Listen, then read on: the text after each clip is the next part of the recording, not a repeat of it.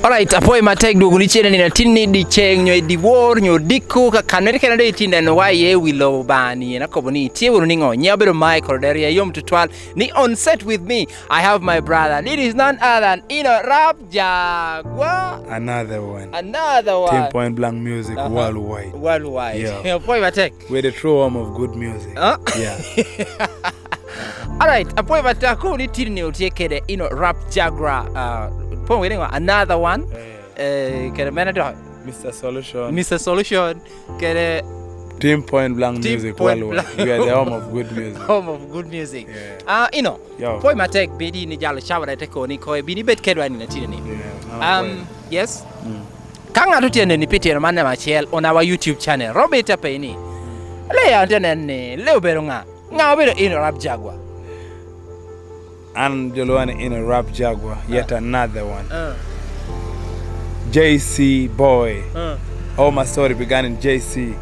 Tai. That's why they call me JC guy. Yeah, that's where I come from. JC, but our kai pen you could shaka na mi dengu ya na nok ko ni ledo kwana jo otiyo kada de ma yenyo puri kwena yeah. We come from Kole, Alero. Yeah. Alero kucho. Very what jaboro mori kidi. So katika mini ye natikana ni natini. So you into all many ye EDUCATIVE ni natini. Ino. Yo. Bola joka loni Inno Rap Jaquar. Another one. Jolone kapela. Kapela. Wacha go amito ka Rap Jaquar. Yeah. Amito ka Rap Jaquar. What? Amito ka Rap Jaquar. What? Rap Jaquar. I'm the first class oyai. Don't ask me why. The biggest music expert. I know about oyai. Time modu alotiana tap di matoi tai. Ana lea ger. Take roka di makai. Eka por chung keda. Monolo akaye bai. Mi pore lache nyari. Idi kuchoni bai. Muze I wish you were around. Unushi na pai. Inen kita werite kela yela kere kwai. Met goya gum roto ban. Papa kwai. Wek duana beda long. Winye naka edo bai. Ana kwala mwesho call fake rappers bye bye. We tika pore ba we kiro chena Balnye dir taka win matogai. It was report of Lil Bodjo Moshwai. My story began in JC Pabedi Tai. That's why they call me JC guy. Another one. Yeah. Akoni puri chilling kere Inno Rap Jaquar. Akoni ere vero go. First class oyai. Don't ask me why. The biggest music expert. I know about oyai. Temo do alotiene tap. Dimatwi tai. Yes. Ino. Yo. Ikori program idrisha here JC. Can you take us through? How did you come about this Inno Rap Jaquar? Pirangeni nyane ni ko ni follow beronga. Okay, that's our brand name is Inno Rap Jaquar. Period. Yeah. Okay. Yeah. Eta inaga meeting yoko. Ucheni innocent. Yeah. Okay. Nyo tuan koma innocent. I have to my first name tiare yo. Ti tuan koma innocent ke ucheni innocent. Okay. Yeah. Aka debe do my hoke dia do me merecha. Ino. Yo. To mameje takoni ina yebedo go. First class oyai, korongo mo yai, ayai tunga ya, rekori ngo aya koreti. Muze I wish you were around unushe na pai. Kono ya parni muze kono tie chani binen kita word ya kala yela kere word the topic. Okay. No. Yeah. Who inspired you really to join the music industry? To try to work man do it makele hip hop. No, rapping. Rap that is rap. Rap music like. That's rap music. Come a lot of rappers like inspired me. Pola. But not inspiring and a lot of rap music. Where an kana. You know, because I was just too talkative and someday. Kabri when you could jota flow in a bit, Karakoligian, Locapoli, Kaja, Yar, Jacocati, we bit, or Tony, and Morami, Jacobi, alone, Pelare. So to me, aren't inspiring, and Pirakana can inspired by yourself. Yes. You know, first writing, I make you on the man. Yeah, my first, okay. Like now to be honest, you know, charm or in life, it is better to give someone his flower when he can still smell it like now. Like me, to be honest, the person who introduced me to music is just slence igwe. Yeah. I appreciate him for that. Okay. I honor him for that, like, respect for that. Because, like, back in the days, like, anang yamno, I was just a storyteller. Like, I never knew one day I could be someone. Bigger. Aware of my dang, jote recognizing, so till he got me. You know, he was my personal friend. The Jacob Bakana yin, you're just too creative.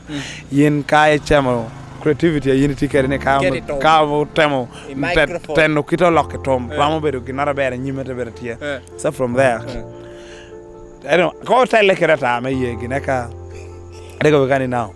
Pegere balo. If you kai ko around him, it's okay. I'm good. No, I don't know how mo kene ginola. So ta ko Bakani kang ni ka around him, no around him. So chat me I checked him first recording Amito was a collab me and him where did you replay I got a flow more meter many can you line go okay line to work my first flow was like onyona rio bara what tang when we can you take in a wati kiswaga pull it up so the girl them fire wiggle shake what your mama gave you I dago you have been mail kerepala.com one of dago team pala just a reminder of music gala emielete all banene pura tala yo mier pe yir mandala anena mar ko pe kere kala aye merni wod nakabala ko bo te burdala I had to move to that point me slence ko ba wer ko pe bala to yenen me slence to ngete bala intro pe bas we no ana mi kero ko pe bala ye cha ay to ngete bala be te wek to ya so that was my first time stepping in piano to get a studio on the microphone. Yeah, I know the studio. I know kai when you wear what I catch on but Badnam Empire. So in studio but Badnam Empire. Okay. So from there, I take over and want me to do my first single song. So and I recorded there some song of mine called Anaka Chake Wear Papa Nene Babuchi. Anaka Chake Wear Papa Nene Yellow Boom. Yeah, the song.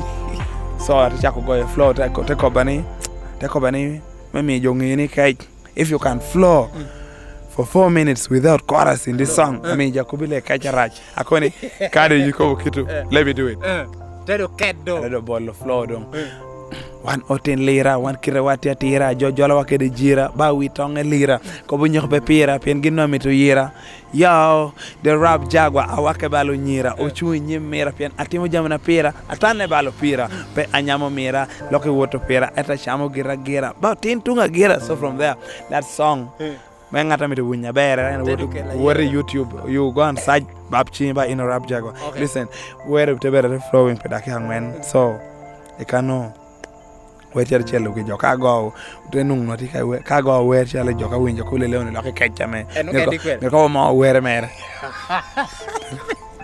no ngade yelo ki jone kar me danu tien so pressure de chako bere tier chako ya now what get dog teach dog yeah le man genu me ko ker dog teach oh ko do chak ber serious ko ker kom da do ndo te ya manu ki na chawo yo do chak ko lo bato zoro je ke lo bato mama rola me ba ma rabato te ko ni now I know you're capable now go and do this dang te ko bani wor ko ne ubet ko matek obi ene bere chokere chi mo ko re ngodu chi bere chokere ada ko ando te ko bere na hado pa mo ko ne je norla wi lo na anda te jalle wor ko ka do ko ba wor anda te wor so ka je te wor rabato kiti bere ko pin cho script kere ko bani now utem gini kiti pen kiti jabo dissing bere ma nywaare ko bi ka jo utem attacking kiti replying kiti so waro bere ko wando kere ko ta gathering tino ngan kere chon kere I was just too creative eto gini do en ko nya kere la bere ka out to kwanyo macha to laptop lob kwanyo lock laptop so kacha dong to chako war so kacha to war to go yigin ko ta kar ko so ja go ma cho kar do ko de kel do macha jere bayo jere ati we winning chena jere mi yala yi jere bira yom so from there kider chako gaining fame keren eka yunge kano no mono dak jote wori gajo plan national eka to keto plan no majaro plan bi wilo lea ko plan ten mena word demi jo task chako where about domestic violence child abuse child marriage topics adeki where chel ero where cha jote mi jo where jo apol but jote sound listing where jo submitting to ko don ka where para dek kan so ko where para dek cha jote anwati ye jote mi ka where dek apara ho so kacha jote word jote joko ala ere me asgarin kucha odo timo road drive ko jone bini yera wera me mo khoni ende do ngicalo macha jo berut tim sing lo ke class ka ko bi daaro ne yer ko pe jo ping ko mi ka ko bi lo dong grouping joko beach So to grouping jo achiel na nama bich abichiel na nama apar shel apar yo par dek. So kacha lego no tieni kitame one slence to one family achiel. But apeny no pando para mi kerwa chegi mi tika twere pogi yakino wako. Slence very group na achiel na mabich anyate beri na bichiel apar. Iguma ba tuti delaying tactics let me slence delay ko. Rebi no ando kwanyo ka lulu ko anda ti na achiel na mabich. So slence be do na mabich bichiel ver. So kacha the word are do through penu jami to kajwa riyo ke kani kom jabicha are do through wane wota yin eka I group kana cha slence do through gini kwa gini nga pereda po yo ngato slence do nyo eka ngato ka ndok do group kan cha dong jabich so kom jabicha ro gere timo kaluje wer knockout joda mi to kajwa deka kan do re gwe riyo ko so do jodong deka dong an slence kare wota yin jotia Amito na machele na maria na madek mier be na sha automatically slence over kwa na machele big boss slence over kwa na machele ega ando te ber na maria wota yin be na madek so from there kita ando to chak ne kan music awani hoti mo kara for fun da kara do kara margi wani bo so from there to chak gaining fame do ko akodo chak be serious gin do kom dado en jani ke do jani to chak won ko kom woddo to chak min no gale mod bagalo ngwalo na shower do. All right. For my take for that throwback, ame yini miwa yiwa yom tutwal meberu kedi na tinini. Tutwal lere or days like amenu jo maro penyo ni. Hey, Inno Rap Jaquar obedatie in music industry.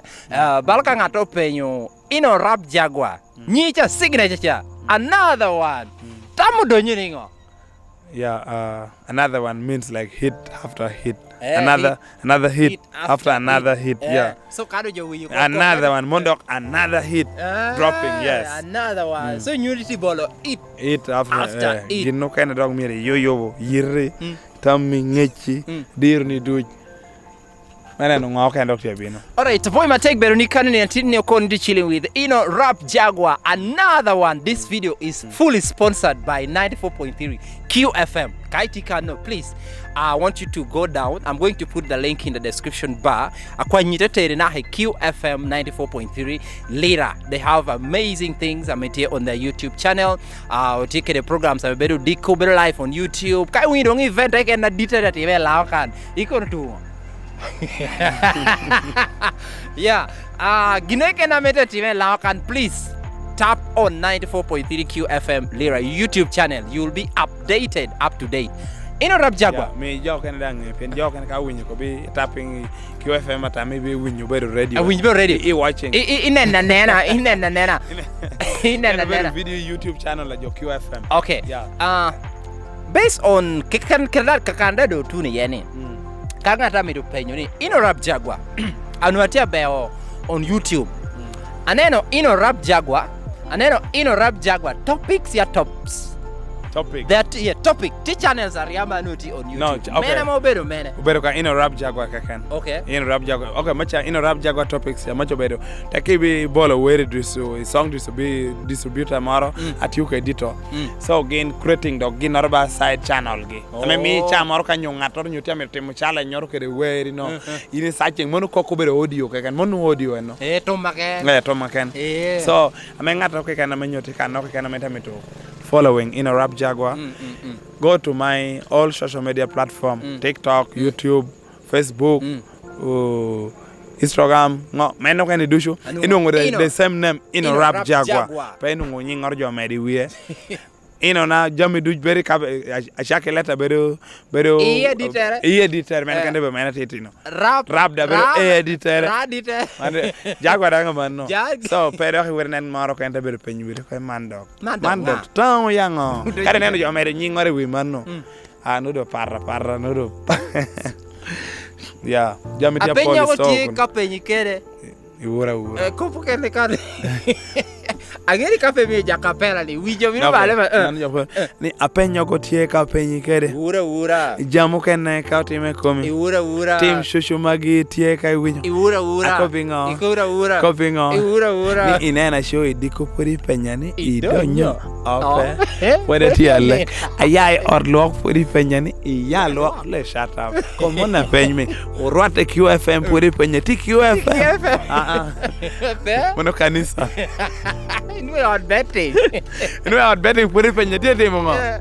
What a bit of a visit, you know.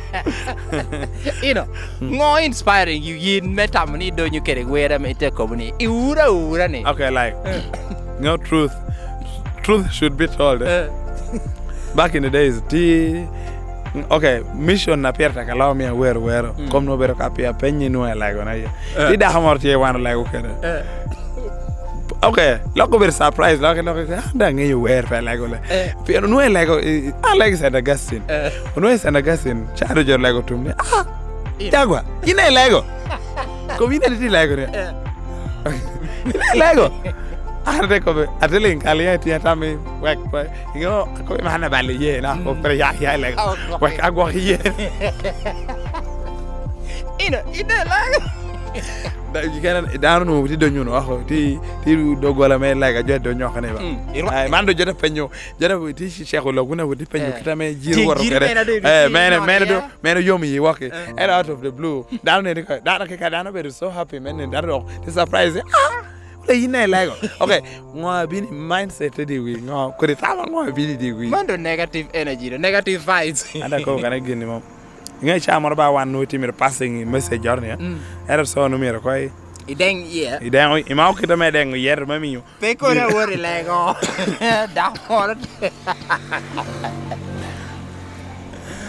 all right you know but a pencha ger no better okay a pencha wasn't bad no better okay ngodu ngajo donga jo neno wer kum dong babedo kum do pango leb nga mena tik jo neno ge leb jo mar kum dong kada chek mi lunga last option we love ngata me de chamor kanu I pay ngata me roti pe ke na hey how the word round the word but kire neno wakere no pien okay pe I yoro kana me jamu kana ba ero gonu jo na me ngio wer ng ba jo ado balla ta khane no gen wer wane chamor ka chware mor nyu chege mor toro chunye te wonone ya wo burro ka burro api wine de bere bok de bere winyo we ni ti lakke chunye ti madde chunye ero gen anu ti ngori jon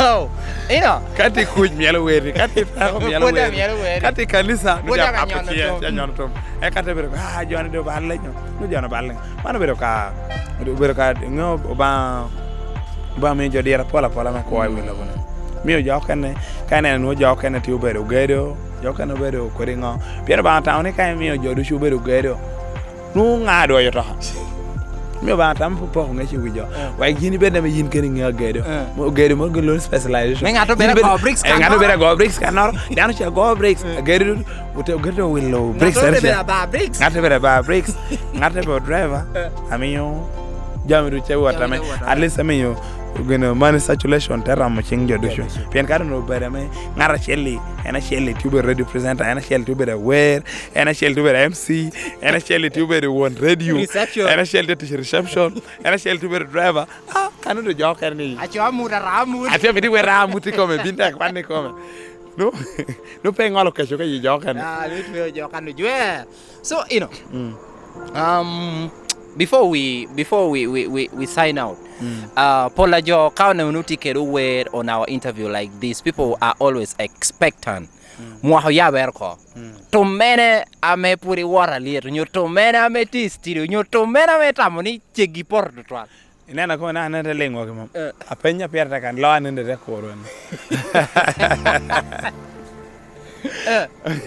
ya jode penya ni yore mene ni atikere wera nyene chana jolone Amito. Yeah. This is a very nice song. No. Man me to no. But me ni worry Facebook page, YouTube channel la. You know audio kunu Amito by Inno Rap Jaquar. Where the line er work kiti. First verse ken. Baby wana monya wonyashi. Wano kwero wa ber. Nina de ko chwin jangyat la ka chung kartinu leger pe dok ping. Wano lo nyu kede tong guno be telum wano be ayer te pela pi di mutuna pi ogo kore la fere tag nyanya wat fere tag kweno be yele te ko wa di mugoshu Amito. This, Now asili. look at this song, huh? Amito. Wano monya wonyaji. Wano kwerwa be. Dang nina deko chwing jang ya lang ka chung. Atino legar na dok pe. Wano lo nyu kere tong. Gunu be telum. Wano be ye. Te pela pi. De mutura pi ugoro. Oh my god. So where you learn Amito? Amito. Just go to my Facebook, YouTube channel. Don't happen. Amito, Wow. tell win you more. Let's go on. After this interview, honestly, I'm going to check out for this song, Amito by Inno Rap Jaquar. Another one.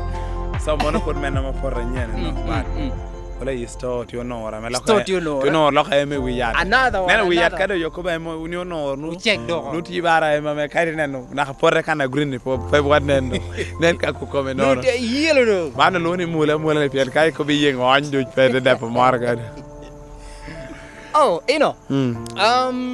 Yung Moha Beach, right away from here. Where do you see Inno Rap Jaquar?